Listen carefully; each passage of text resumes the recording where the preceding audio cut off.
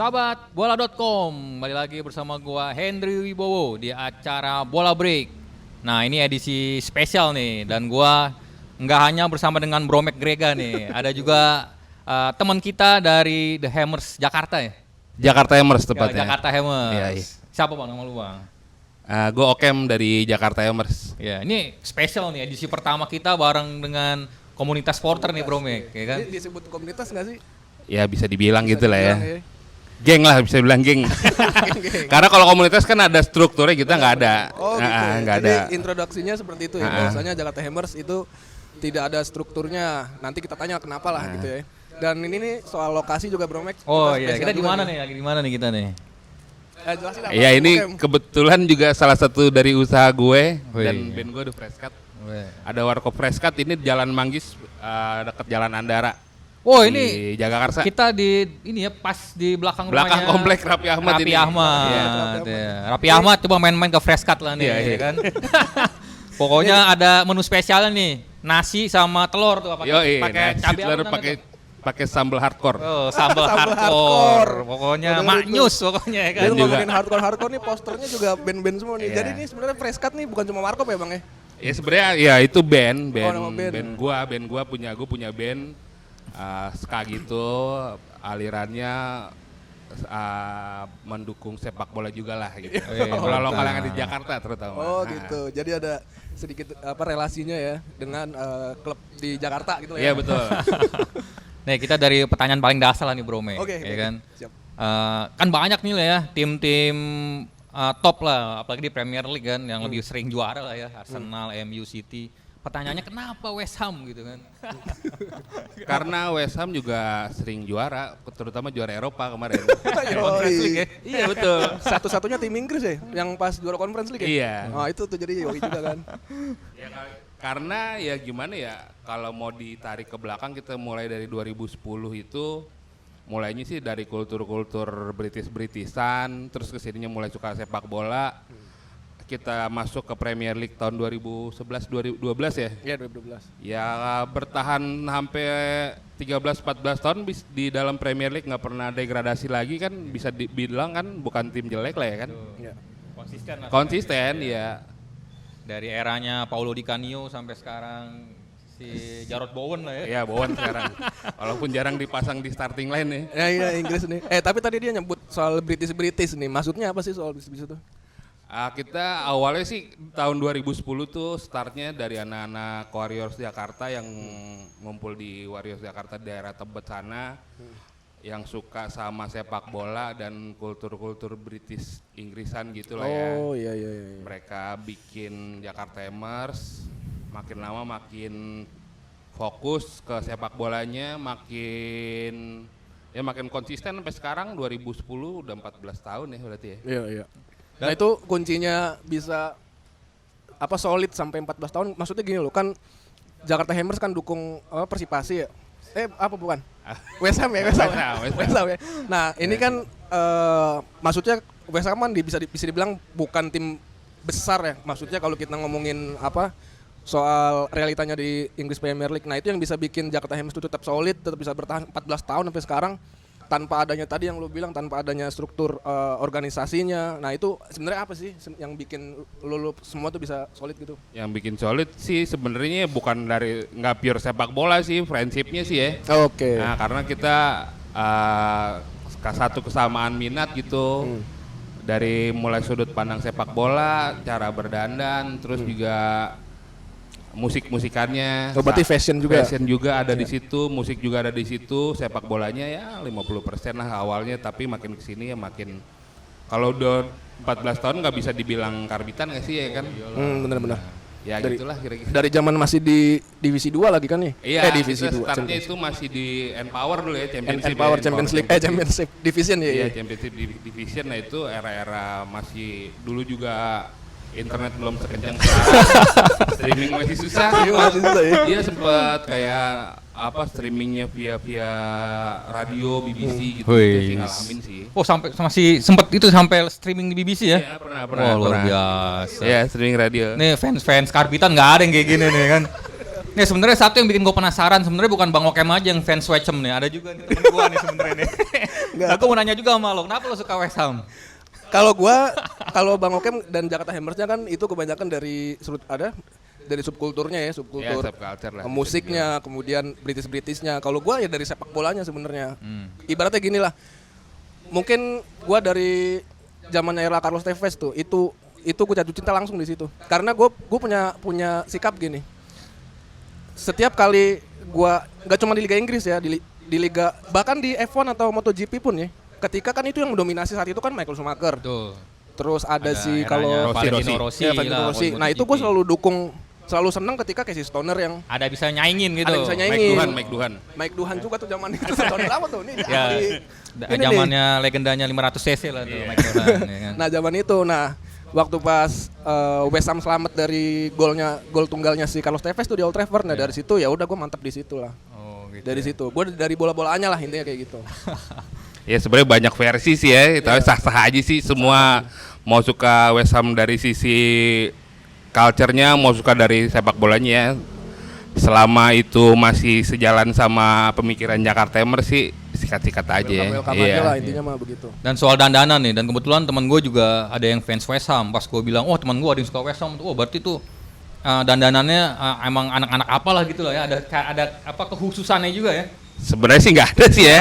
Sebenarnya sih nggak ada, cuman ini preferensi masing-masing aja sih. Kalau ada istilahnya apa kasual atau dresser atau kayak gitu-gitu ya, intinya yang punya duit aja sih tuh ya, karena mahal gitu ya kan. Iya benar.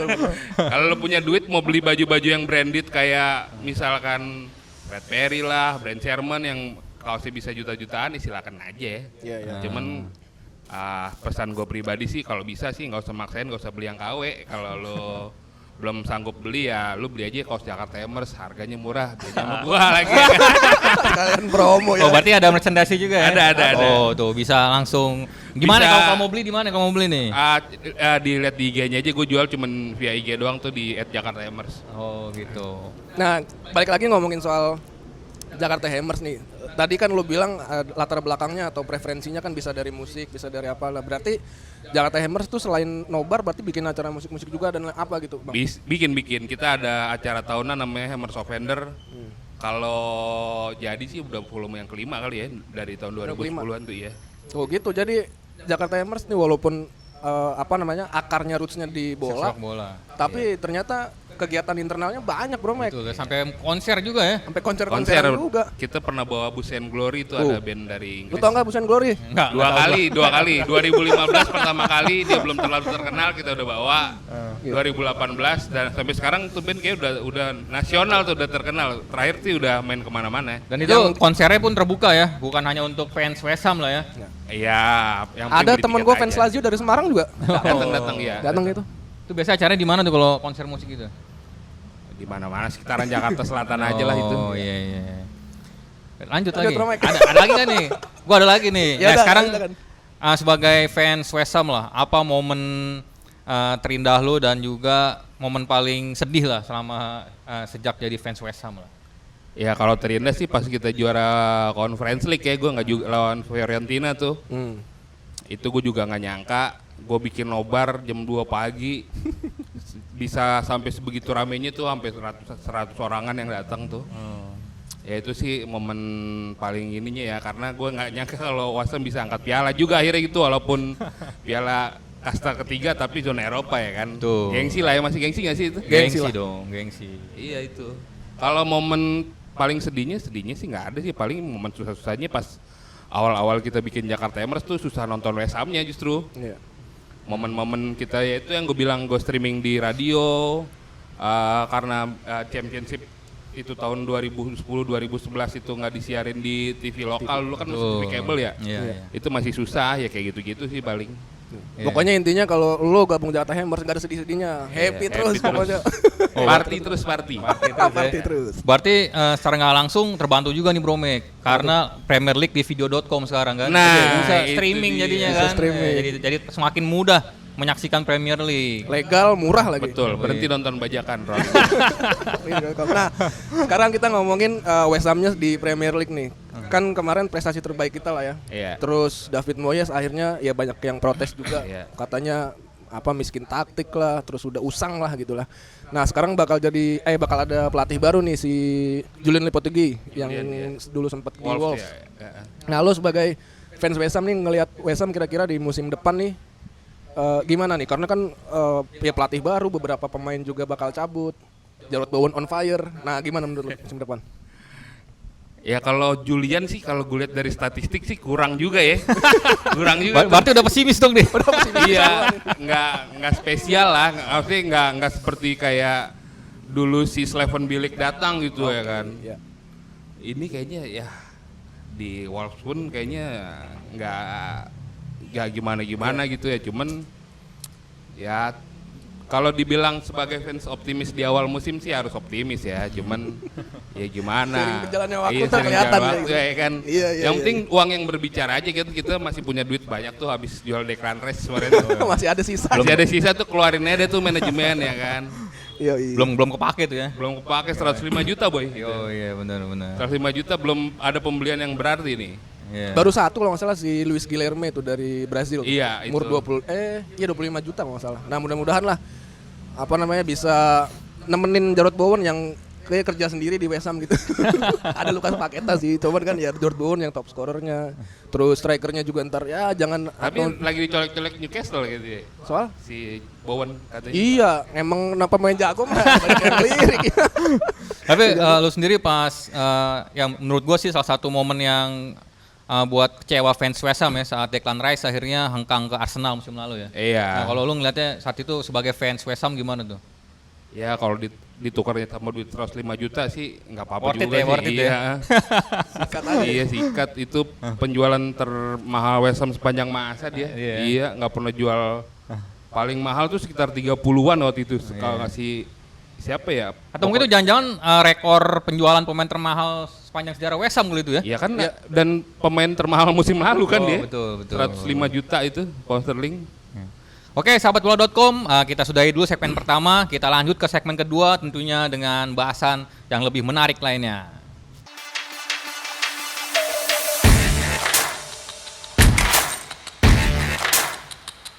Sahabatbola.com, ya kita sudah masuk ke segmen kedua. Nah, kita akan ngomongin trivia nih sekarang. Dan gua pribadi, kalau gua dengar kata West Ham, gua langsung tertuju kepada satu nama nih. Siapa tuh? Paulo Di Canio. Karena saat itu ini orang ikonik banget lah ya kan. Ikonik, benar. Ya, dia dari Lazio, dari Serie A dan dia ke West Ham. Iya. Gue kalah mulu. Dan sejarahnya menarik loh. Jarang banget ada pemain Italia yang sukses di Liga Inggris kan. Bener, nggak banyak. Nggak banyak. Dan mungkin hanya hitungan jari ya. Ada Gianfranco Zola dulu kan. Nah, Paulo Di Canio ini salah satunya. Di Dan Matteo sukses ya sebagai pelatih, Bro. Nah, di Matteo ya sebagai pelatih juga di Chelsea dia waktu itu kan. Nah, gue penasaran nih, pengen nanya nih sebagai fans die hardnya West Ham nih. Siapa 3 pemain West Ham terbaik versi lo dan Bro McGregor? Oke.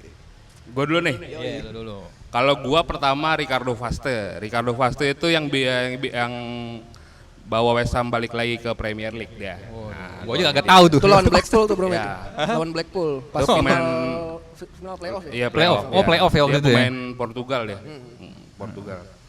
Kalau yang kedua Jesse Lingard pas dipinjemin ke West Ham itu oke tuh sebenarnya. Oh iya. Setengah musim tapi brilian banget walaupun kesininya malah dia blunder ya, malah milihnya Newcastle. Nottingham ya dia, bukan Nottingham ya? Nottingham ya kan. Iya, Nottingham Dan habis sekarang dari udah Newcastle ya. Terus kayaknya kan dia ke liga ini di Asia di Iya, ke Korea Asia. apa? Korea dong ya? Iya dong. Lu pas dia ke Jakarta sempat main kan? Sempat vote. Oh, produk ya. iya, dan itu kalau menurut gua gila nih di MU dibuang-buang di West Ham jadi gacor banget. Terus itu kan dia yang bikin West Ham masuk ke zona Eropa kan. Betul. Yang terakhir Dimitri Payet kali ya. Wih, ini baru kelas nih pilihannya Dimitri Payet. Iya, Dimitri tuh, kan. Payet. Walaupun dia matahin kakinya Ronaldo. Pas final Euro tuh. Final Euro. Gue lupa tuh 2000 berapa berarti gue lupa. Iya, itu kan ya kan dia digadang-gadang mau diambil sama Madrid tuh katanya kan. Malah ribut sama Ronaldo, akhirnya malah pulang kampung tuh balik ke dia ke Martial. Itu sih 3 tuh gua, Ricardo Vaste, Dimitri Payet sama Lingard. Payet itu negaranya mana Payet ya? Lupa Prancis gua. dia. Oh, Prancis ya. Iya. Lu sekarang Bro Mek. Gua nomor 1, ini gua urutan ya dari yang terbaik sampai ke yang kurang terbaik, tapi tetap terbaik nih. Jadi yang pertama, gua setuju sama ini yang nomor 3 tadi, Dimitri Payet. Walaupun ada sejarah nggak enaknya di situ, ada cerita nggak enaknya Dimitri. Gua cerita dikit ya, nggak apa-apa ya dong ya. Nggak apa-apa. Jadi- Yang panjang juga nggak apa-apa yang panjang. Jadi si Payet itu waktu dia memutuskan untuk pindah ke West Ham, itu untuk menyelamatkan keuangannya Marseille waktu itu. Jadi kan dia lagi bangkrut tuh Marseille, akhirnya dia rela deh itu, ya udah gua ke West Ham dulu deh gitu. Ternyata di West Ham di luar dugaan juga, bahkan Payet pun mengakui gitu.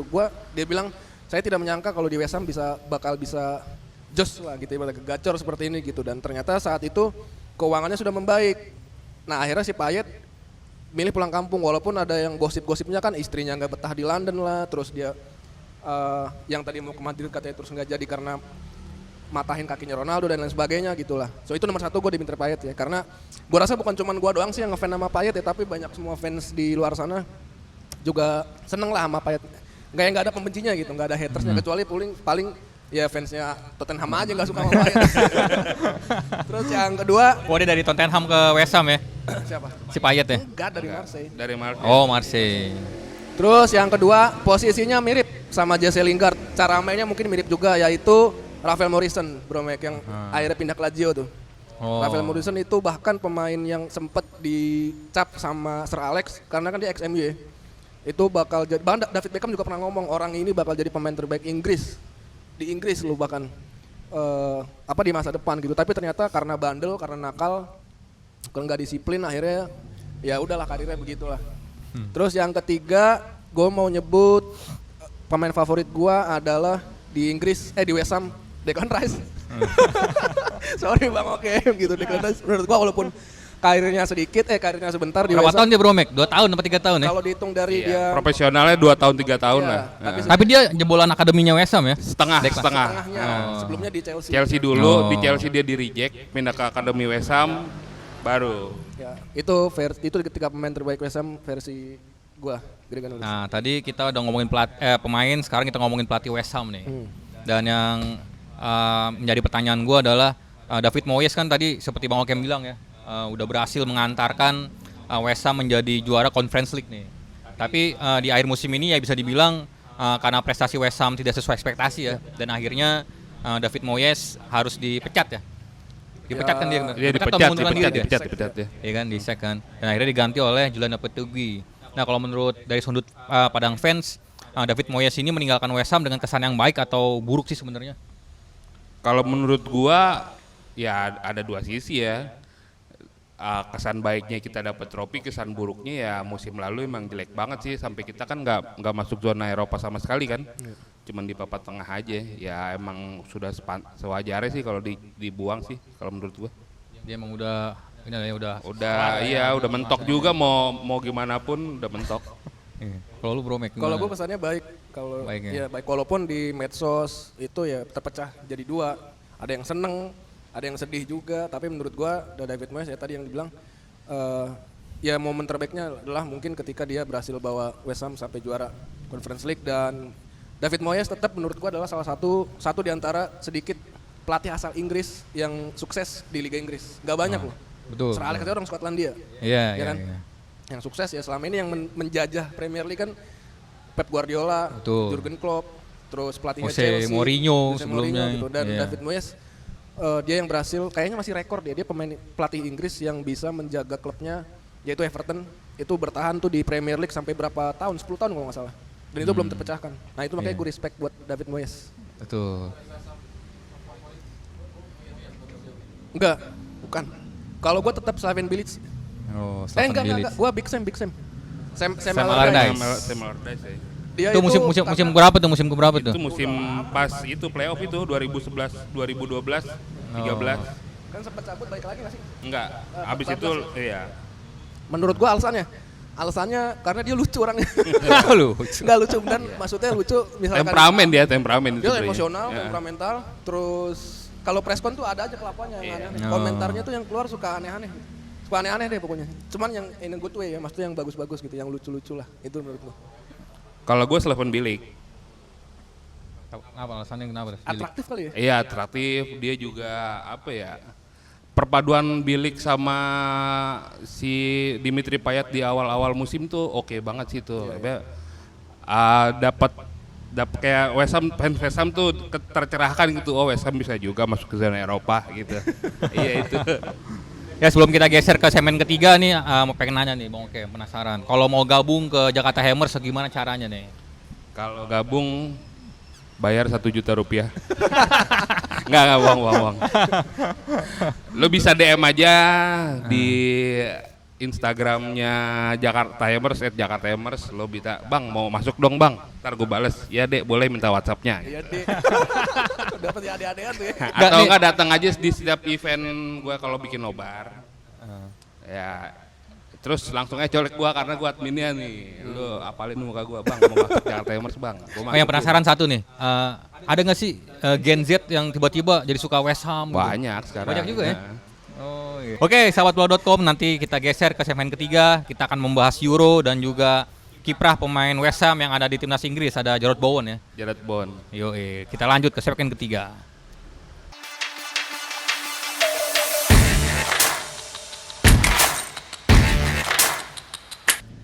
Sahabatbola.com, kembali lagi di segmen ketiga. Nah, kita akan berbicara tentang Euro 2024. Dan kebetulan untuk pemain West Ham nih ada yang bermain di timnas Inggris nih, yaitu Jarrod Bowen. Tapi kalau gue ngelihat menit bermainnya kayak belum dapat kepercayaan banyak nih ya dari Gareth Southgate ya. Dan bahkan di pertandingan pertama saat menang lawan Denmark 1-0, dan di pertandingan kedua saat imbang lawan siapa imbangnya? Lupa gue lagi. Lawannya, lupa. Hah? Denmark, iya deh. Denmark imbang. Denmark Yang Denmark imbang ya, yang golnya Eriksen kan bukan sih? Iya. Iya, yang pertama tuh menang 1-0 lawan Serbia. Serbia. Iya. Gimana kurang riset. Kurang riset ya, kurang riset. Kita dukung Itali soalnya. Oh, iya. Nah, kalau menurut lo gimana nih soal menit bermain seorang Jarrod Bowen ini nih di Euro 2024 nih? Ya masih kurang tapi kontribusinya lumayan lah ya. Iya, lumayan. Adalah sisa sedikit lah. Bagus itu. Buat Southgate mendingan lu cabut aja dah. Ganti pelatih yang bisa lebih mengolah lagi tuh. Tim udah Avenger banget itu, udah paling top ya kan, dapat pelatih. Aduh, Southgate lagi. Gue pikir tahun lalu bakal cabut tuh dia. Iya. Setelah gagal di Piala Dunia ya. Iya. Udah tahun lalu udah dapat keistimewaan banget tuh, final di Wembley kalah pula ya kan. Iya. Tapi memang ini kali sih ya, gue namain sedikit Bang. Karena yang dia bilang skuadnya tuh skuad Avenger banget kan. Jadi sulit, mungkin Southgate juga puyeng juga kali ya. Gue punya skuad udah bagus kayak gini kok masih kurang meyakinkan sih. Betul. Gitu kan. Ketika dia mau banyak opsi di lini tengah terutama, ya dia jadi bingung sendiri kali. Mungkin ya, maksud gue kayak yang skuad udah mantap begini gak perlu diganti. Ternyata hasilnya masih sama juga. Padahal gue yakin kalau Cole Palmer, Anthony Gordon, apalagi Jarrod Bowen main, dimaksimalkan, dikasih menit bermain lebih banyak, gue yakin banget itu Inggris bisa lebih banyak berbicara, begitu sih Bro Mek kalau gue. Satu pertanyaan mungkin yang untuk menutup segmen ketiga Bro Mek ya. Di musim baru ini udah ada gambaran belum Jakarta Hammers tuh mau bikin acara apa aja? Jakarta Hammers Offender-nya kah? Atau Freshcut mau bikin konser tunggal kah? Apa gimana? Freshcut udah bikin kemarin. Udah pernah ya? Iya. Ya kalau buat Jakarta Hammers niatnya sih mau bikin event terus ya. Karena kita komunitas yang lekat dengan sepak bola dan musik, gue jadinya mau bikin ya antara acara musik yang ada nobarnya atau ada acara nobar ada musiknya gitu. Yang masih sekitaran teman-teman juga yang main. Ya itu sih paling. Itu aja paling ya. Sama nobar nanti ada Roaring Night lagi. Ya tergantung. Mudah-mudahan ada ya. Tergantung video.com. Karena acara Roaring Night dan Tergantung itu, David ya. Tergantung David. Itu sangat mempermudah, membantu teman-teman komunitas fanbase di Jakarta, terutama Jakarta sih. Benar. Untuk bikin acara nobar yang jelas, yang legal. Ya David tahulah harus menghubungi siapa. Nah, David, Mas David, ya, jangan titip salam doang. Oke Bro Mek, silakan.